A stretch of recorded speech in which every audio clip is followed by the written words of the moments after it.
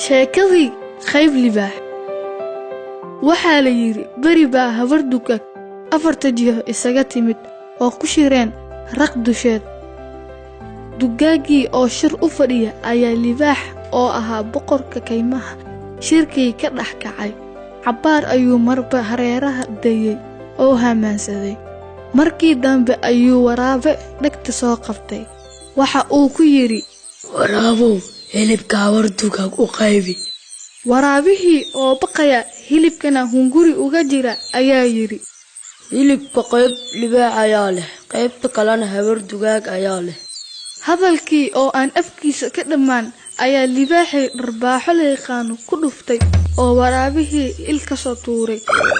waraabe oo ishii kala laado ayaa meeshii ka luuday oo meel iska fariistay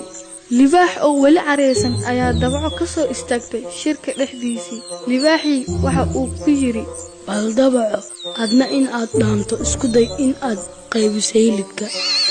dawacadii oo arkaysay wixii goobta ka dhacay ayaa qosol la dhacday oo tiri hilibka qayb libaaxa leh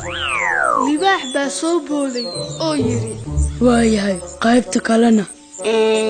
qaybta kale wax libaaxa leh واحدة صهرت فلار بقر كايس كله فلار كصهري رمع لباحاله رمع كله ميل لباحاله ميل كصهري هورتو كاك حقب ستو